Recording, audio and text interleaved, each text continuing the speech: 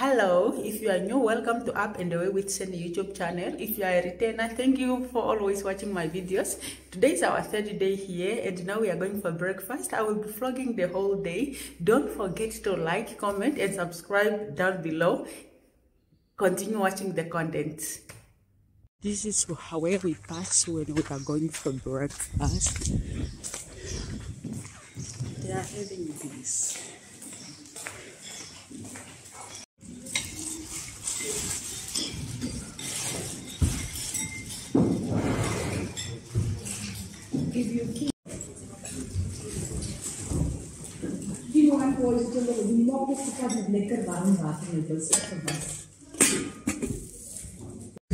That is my room view, and each and every night that train is just traveling up and down. What is a good experience though? What are you going to see the train each and every moment?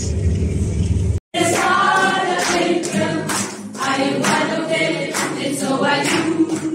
So let us praise the Lord right now. Praise the Lord right now. We are just having lunch, and this is my food. It's very delicious.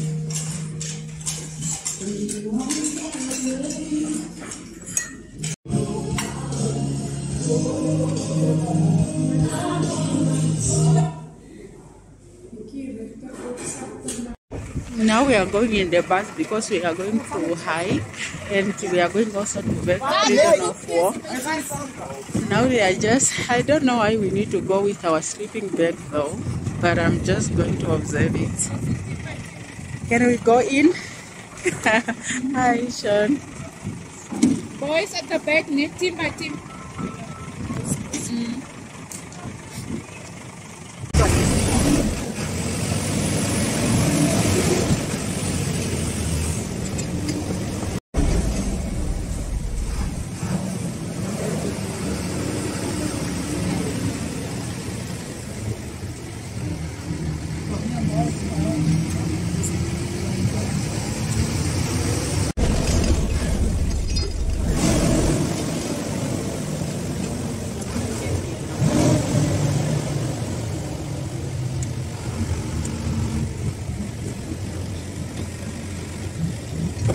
Guys, now we are out here and we are here to visit the prison of war. And this is information. If you would like to read, you can read it very well. For me, I will just, it's in English. I will just take a video, then after I will also go and read it later. And we are just going to sit up so that we can listen what she's going to tell us. I'm going to stand here explaining everything.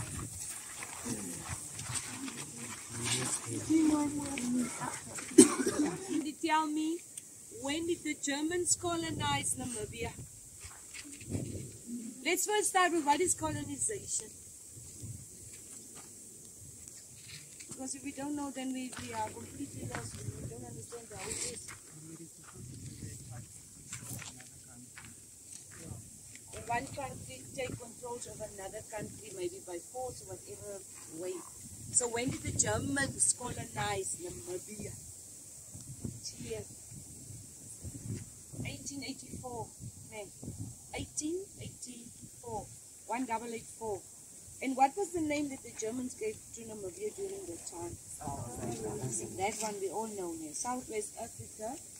And we make use of that until we finally got independent and okay. So it was a big struggle.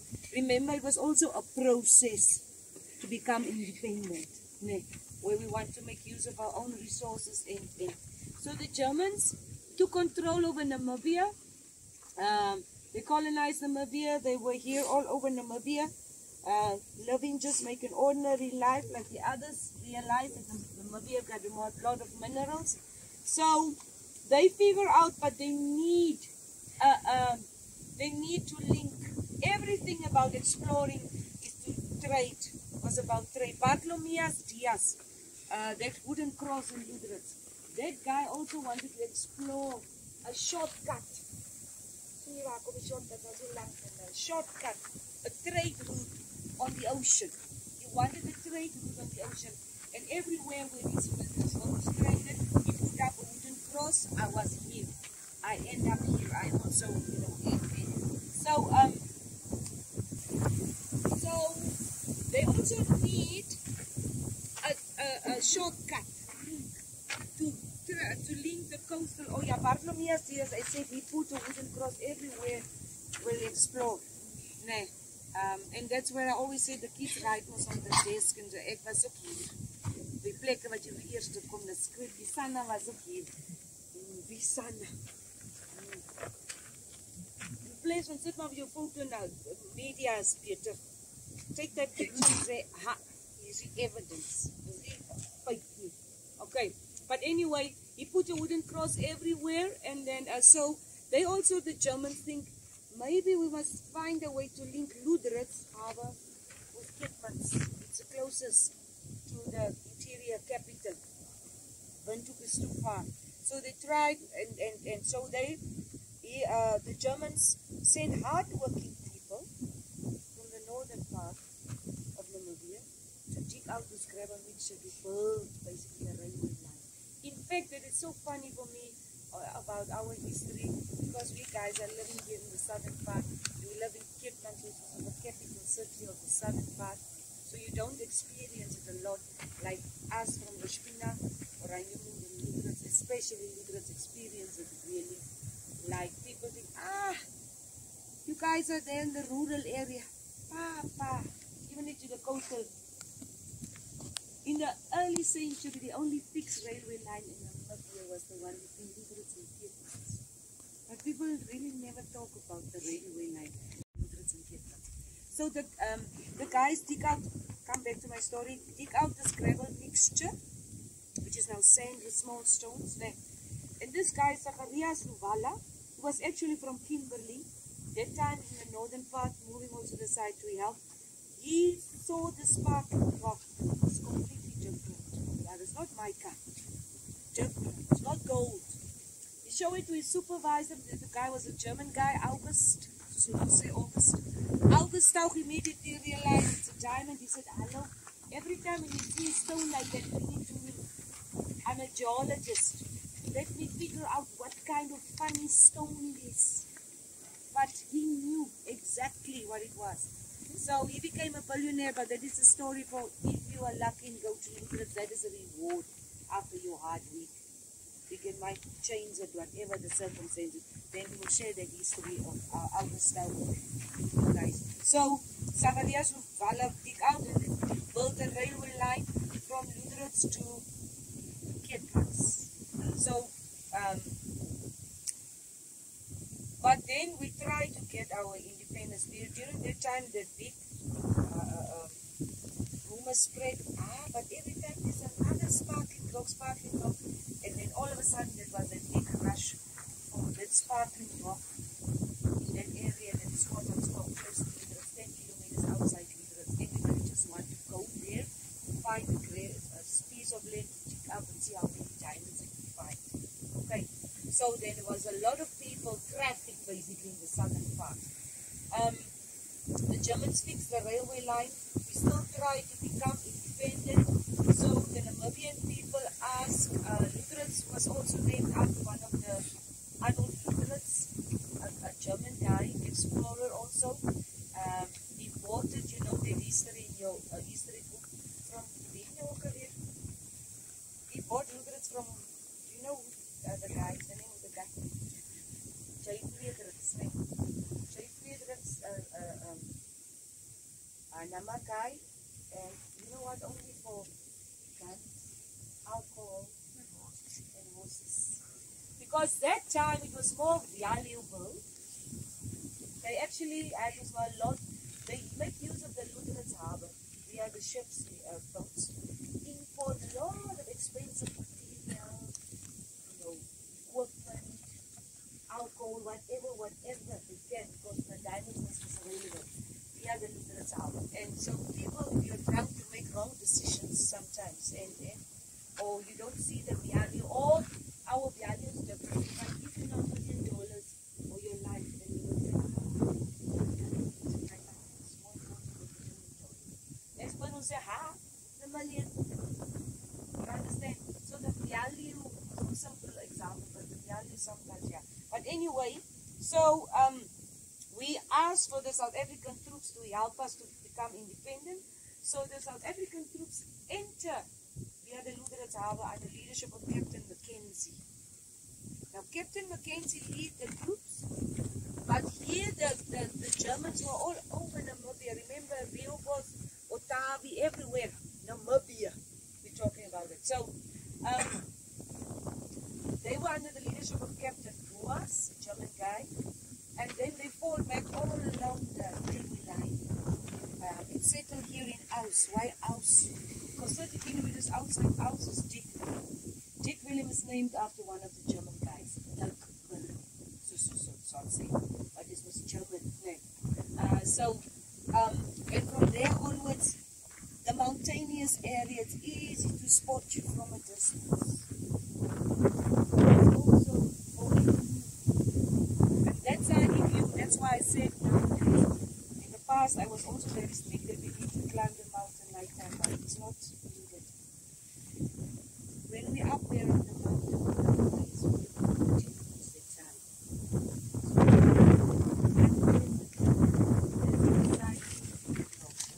so the South African troops, back to our story, let me stick to the story, moved back on their way to attack the Germans.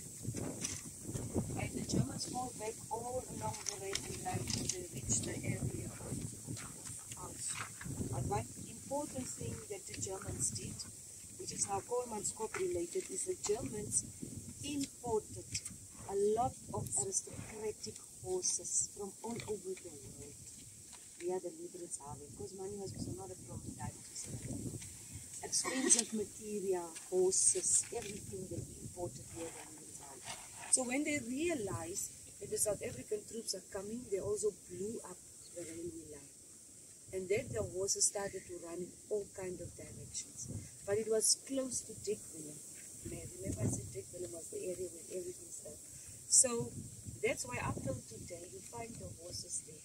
It's not like they are wild. Like I think last week or the week before last week, I gave the horse an apple and he ate it out of my hand, and also do that. And unfortunately my video was not available, but I think she took a nice video after that, a nice video from her.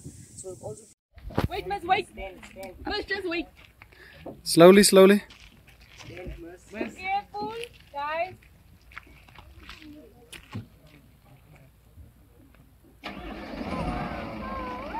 It's Inter. Slowly, slowly. Be careful, guys.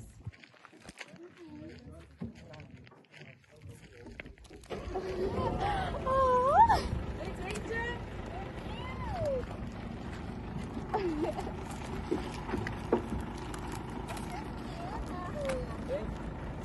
put it on our Facebook page, then you can watch it.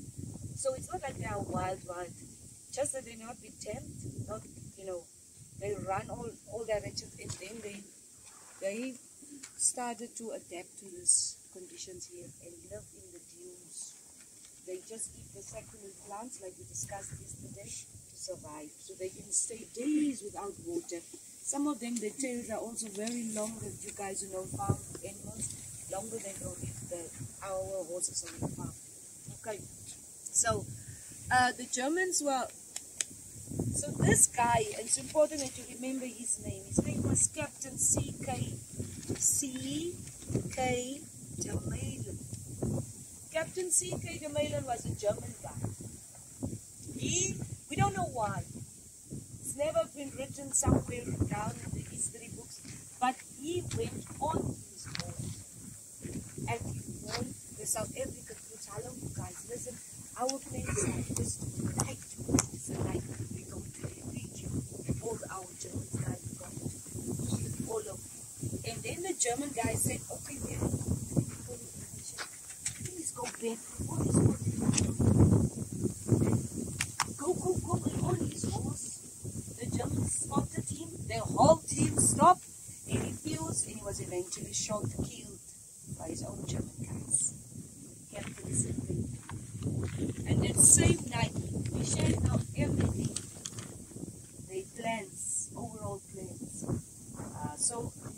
German perspective, we can see that he's a betrayer from the South African troops. They might also see him as a betrayer, but I think they got information.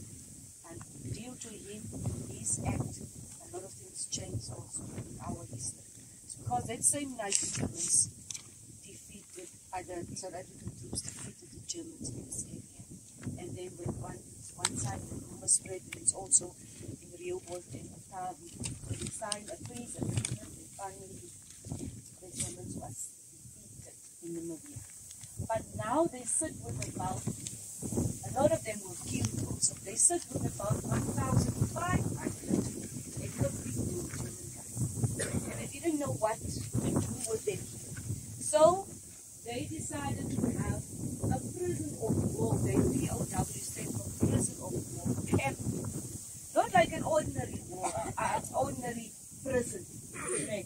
This one was just a camp with barbed wire like this one, just a camp like that. And as I mentioned to you guys before, if you try to escape, I will spot you, or not I, them, that time, from a distance or from the mountainous area. So that was just a camp. So the Germans lived in, you know, the small wall tents. It is two main tents where the ones gebruik om die pad werk. When they start building a road, and a single klein fight.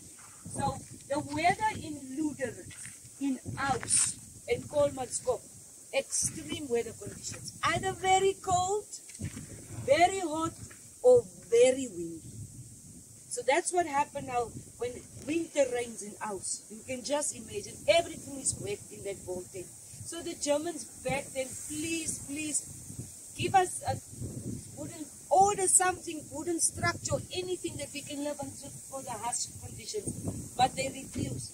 They live outside the camp in wooden huts, built hutte. Okay. So the Germans decided, okay, fine. Then they, if you look around, you will see one thing about Aus, very unique. A lot of things are unique about this place.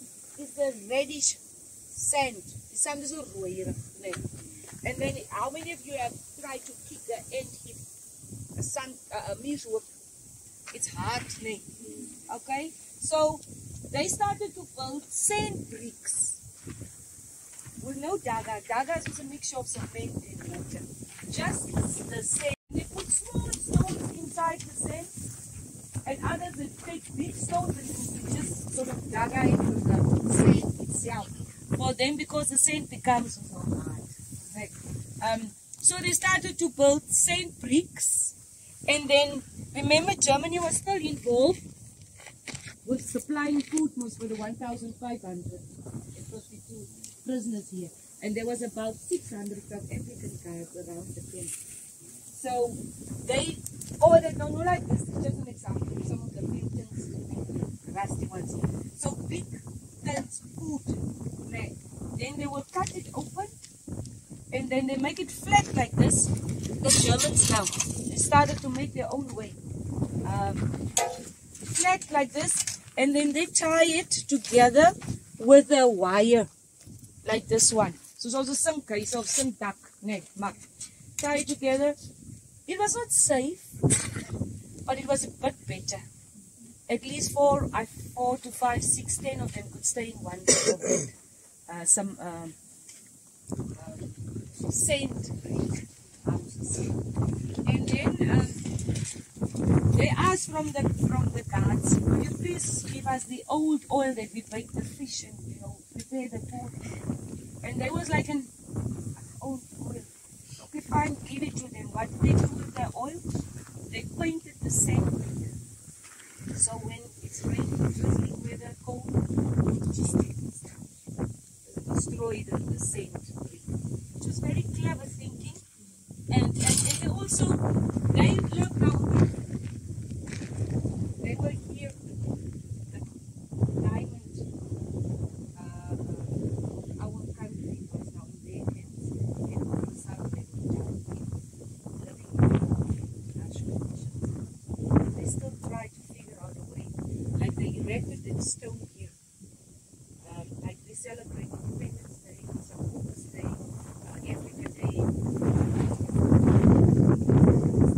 They also erected that stone here, celebrating. They had a soccer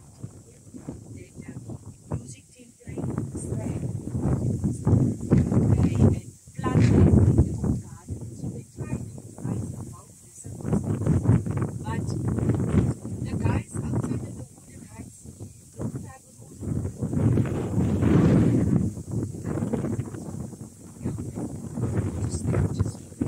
So, of course, in the German group, like in the people, also the troublemakers, the naughty guys. So there was a big hole deep down in the ground, donker gat. If you don't obey the rules, then you will stay weeks down here. Doesn't matter if you die or not. It's up to you. If you survive, then you're lucky. If you die, then it's war. You understand? So the Germans live here in that conditions, and then a terrible flu broke out inside the camp. Now I might be wrong, but from my perspective, I think the flu, maybe the guards outside was responsible for the flu, because they were the only ones going back to South Africa to send new ones like that. The prisoners were just here. So terrible flu broke out inside the camp, and this lady, her name was Brisa Nelson, and that was now Captain Nelson's wife. And you see, we talk about Captain Mackenzie, and now we are at Captain Nelson. So that's why I'm saying, I think the mutation happened. So Captain Nelson's wife, Brisa Nelson, started to nurse both the prisoners inside the camp and also the guards outside the camp. And then she also got the flu. They call it a black flu. It's almost like now. There are 5-6 graves with exact date. A lot of people died. There's even a boy, only 16 years old, your age. During the early century, the most important thing here was to protect your country. That was the first priority. Nowadays, get educated. Okay? So that's why I always say you should appreciate these kind of tools out of the comfort zone. So the one boy is 16 years old. I'm not going to say his name. I'm just going to tell you he's 16 years old. His grave is there in that prisoner of war graveyard. Brisa Nelson's grave is also there. And then Captain C.K. de Meulen's grave is also there. Okay? So, a lot of people died. Brisa also died due to the flu. And then England and Germany were in conflict situation, but England had good relationships with the African continent. So that's where they assist basically with this peace agreements, treaties, and eventually people signed in April 1919. The First World War also broke out then, 1940.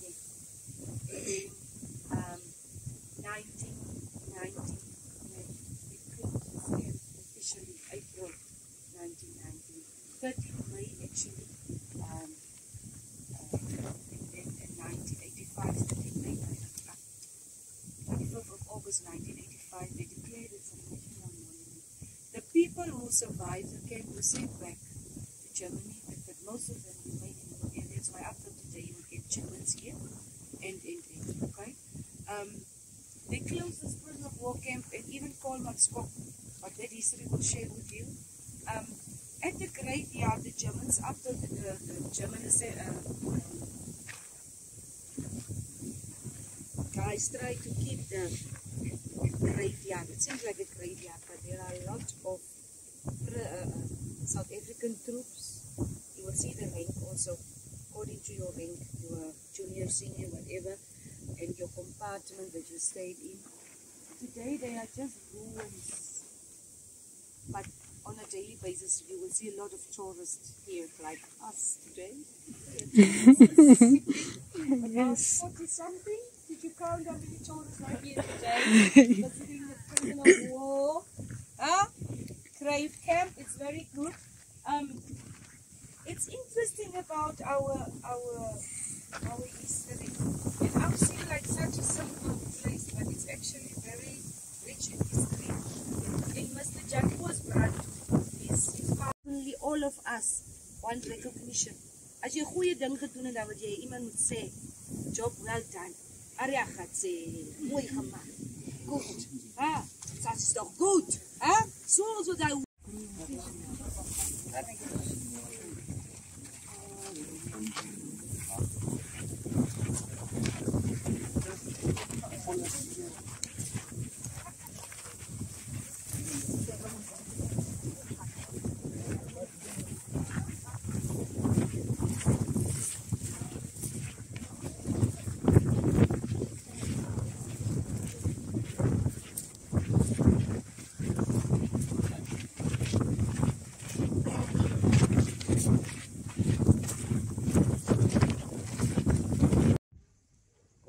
Guys, I forgot to end the video yesterday, and it's going to be continued. Don't forget to like, comment, and subscribe down below, and keep on watching. I will create content for you.